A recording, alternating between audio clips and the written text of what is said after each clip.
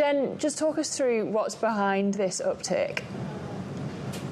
Right, Lizzie, this was quite a surprise, especially if you consider what we've seen over the past few months, which is that energy security, something that we've talked about leading into the May 29th elections, has actually been quite stable. And that is, of course, because the state-owned power utility company, Eskom, has been able to keep the lights on for the most part. And so many economists were actually expecting unemployment to tick down because more energy means better business practices. But yes, as you mentioned, of course, it did unexpectedly tick up to 33.5% in the past few months. And it's actually the highest that it's been since 2022.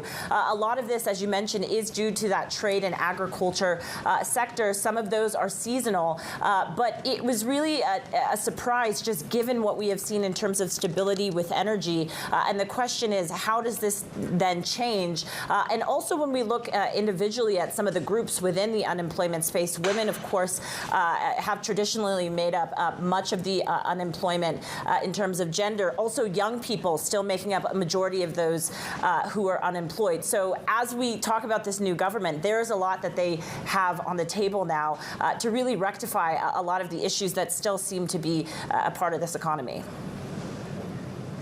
And I know that gender question was something you covered really comprehensively when we were coming into that election. So an interesting angle on this unemployment question. I do wonder, though, how this economic situation is going to affect the new government, the unity government, politically. Right.